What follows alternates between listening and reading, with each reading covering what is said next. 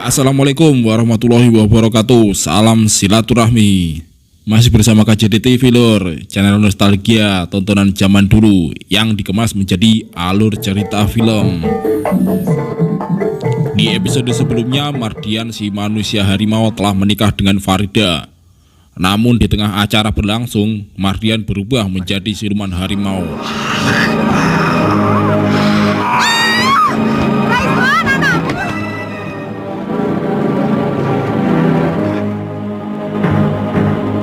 Sembara yang mencoba menghalangi niat Mardian untuk kabur kehilangan jejak karena para penduduk tiba-tiba datang dan menangkap Sembara. Kalian salah tangkap. Diam! Bawa! Sembara yang ditangkap penduduk digiring untuk menghadap Raisman. Beruntung kebetulan di sana ada seorang dukun yang sakti yang kemudian memeriksa Sembara. Dan setelah diperiksa, dukun itu pun menyatakan bahwa Sembara bukanlah siluman harimau seperti yang disangkakan. Bukan. Orang ini bukan manusia harimau. Farida.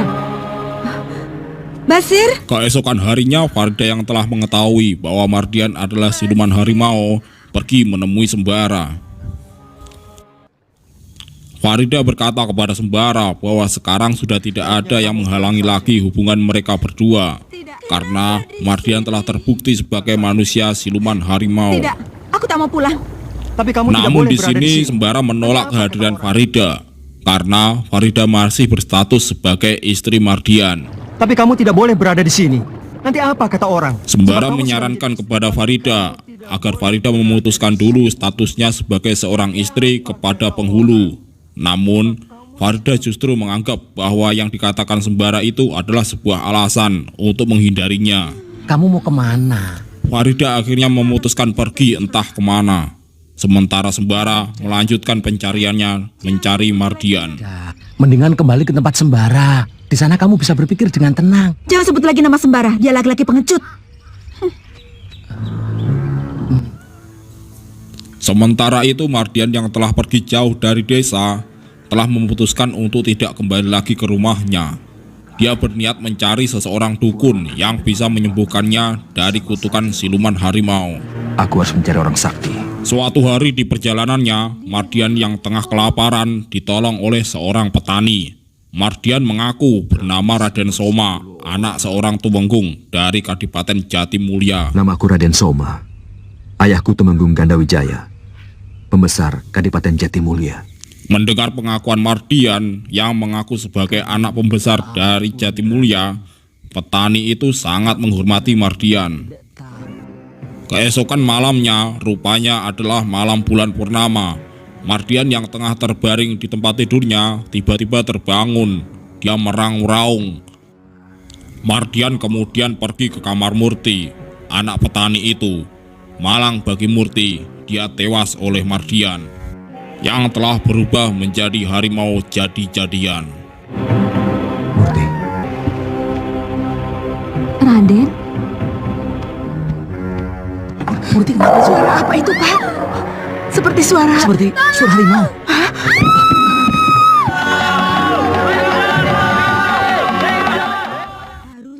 Keesokan harinya warga desa geger membicarakan kejadian semalam tentang adanya seekor harimau yang menyerang warga. Kebetulan Sembara juga berada di desa itu. Begitu mendengar kabar dari penduduk, Sembara langsung menemui orang tua Murti. Mardian? Bukan. Kalau tamu saya itu namanya Raden Soma. Kapan penderitaanku ini berakhir? Kapan aku tidak merasa haus darah lagi? Sementara itu Mardian mencoba bertanya kepada penduduk di mana ada dukun sakti. Dan mereka menyatakan ada dukun sakti bernama Ki Naruto. Kok Naruto? Ki Maruto maksudnya. Yang berada di Kudus. Mendengar itu Mardian langsung pergi ke Kudus. Dia mencuri kuda salah satu warga.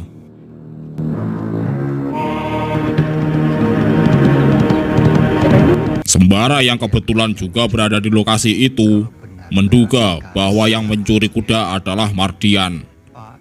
Setelah memastikan arahnya ke Kudus, Sembara memastikan bahwa Mardian pasti pergi ke tempat Ki Maruto. Jadi kamu dikutuk? Setelah sampai di tempat Ki Dukun Maruto, Mardian pun menceritakan semua hal tentang kutukan yang dideritanya. Ki Maruto kemudian menyarankan kepada Mardian untuk pergi ke arah utara menemui Mak Lampir. Karena menurutnya hanya Mak Lampirlah yang bisa menolong Mardian. Kamu harus mencari Mak Lampir. Sebab cuma dia yang bisa menolong kamu.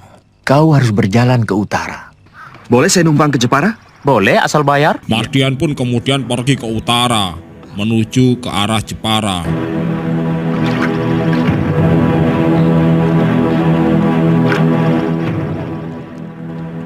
Mardian, Beberapa waktu kemudian, Sembara rupanya juga telah sampai di tempat Ki Dukun Maruto. Dari Ki Dukun Maruto, Sembara dapat informasi bahwa Mardian pergi ke utara untuk mencari Mak Lampir.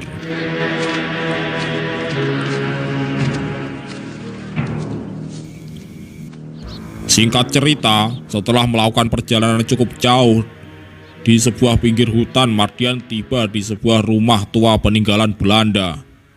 Rumah itu tampak kotor, tak terawat, dan tak berpenghuni. Mardian kemudian masuk dan beristirahat di dalamnya.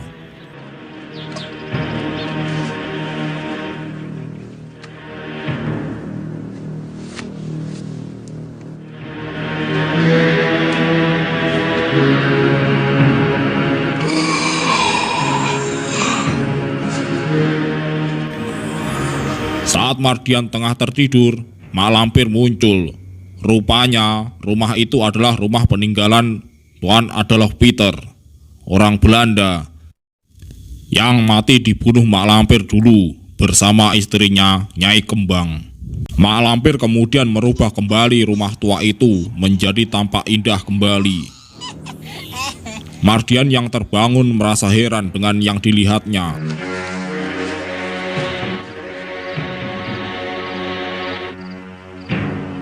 Apa tadi aku salah lihat? Tiba-tiba, Mardian terkejut mendengar suara seorang wanita. Mardian yang penasaran kemudian mencari sumber suara itu, yang ternyata itu adalah suara Nyai Kembang. Ya, arwah Nyai Kembang bergentayangan di rumah itu. Namun, di sini Mardian belum menyadari bahwa wanita yang di hadapannya bukanlah manusia. Terima kasih.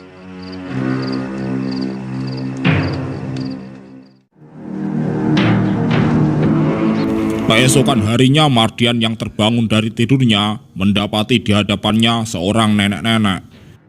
Yang kemudian Mardian mengetahui bahwa nenek yang di hadapannya adalah Mak Lampir. Kau yang bernama Mardian, bukan?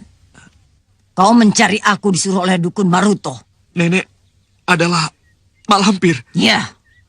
Hanya Mak Lampir yang bisa menolong saya. Tolonglah saya, Mak. Mak Lampir kemudian berjanji akan membantu Mardian dengan syarat Mardian harus jadi pengikutnya. Apa syaratnya, Mak? Berapapun saya harus bayar. Tidak masalah. Bukan uang. Lalu? Tapi kesetiaan. Kau harus mematuhi semua perintahku. Pak, beli apa? Sementara itu di tempat lain, Farida yang pergi nggak tentu arah tengah berada di pasar untuk menjual cincinnya.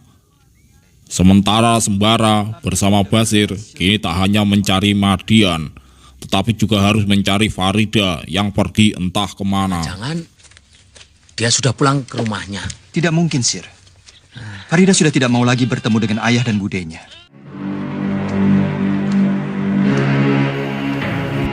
Kembali kepada Mardian dan Mak Lampir. Mardian yang penasaran akan Nyai Kembang mencoba mencarinya ke setiap sudut rumah tua itu. Rupanya Mardian benar-benar telah terpesona oleh sosok Nyai Kembang yang cantik jelita. Nyai Kembang. Bukan Nyai.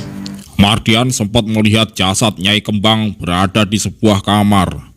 Namun Mardian tidak masuk ke dalam ruangan itu.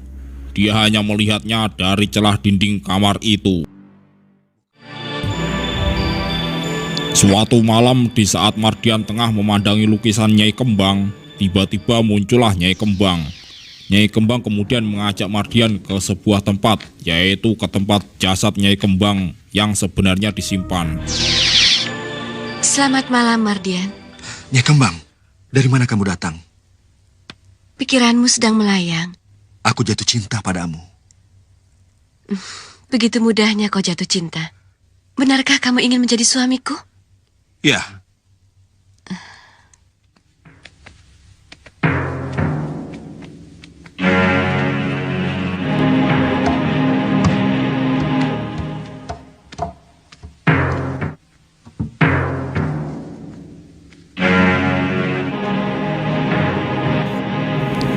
Kini Mardian tahu siapa Nyai Kembang yang ditemuinya selama ini. Belum habis rasa heran Mardian tentang misteri Nyai Kembang, tiba-tiba datanglah Mak Lampir yang marah karena Mardian telah lancang ke tempat larangan itu. Mak Lampir pun langsung menghukum Mardian. apa artinya ini? Dialah Nyai Kembang. Maksud Nyai? Dialah Nyai Kembang yang sebenarnya. Kalau dia Nyai Kembang, Nyai siapa? Jin. Jin?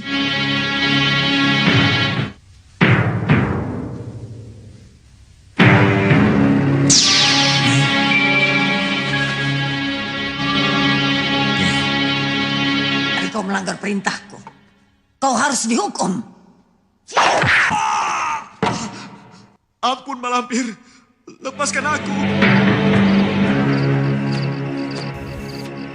Suatu malam Farida yang berjalan sendirian tanpa arah tiba-tiba menemukan rumah tua yang di dalamnya ada Mak Lampir dan juga Mardian.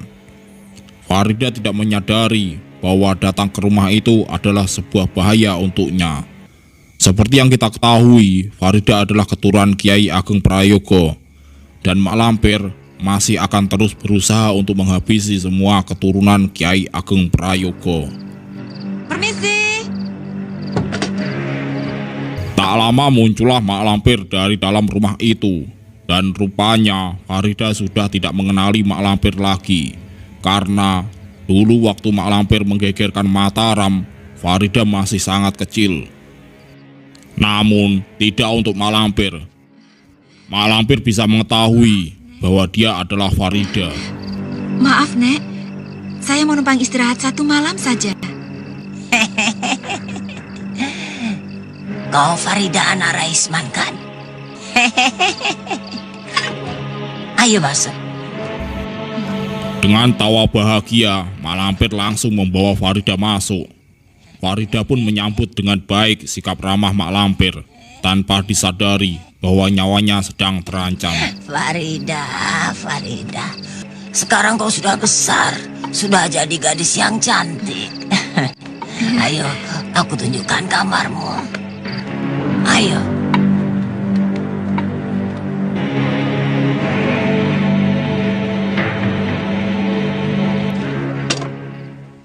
Bukankah kau lahir pada hari Sabtu Pahing?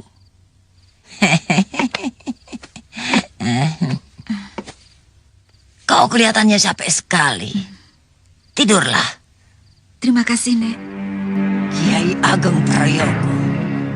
Lihat, keturunanmu sudah mati di tanganku.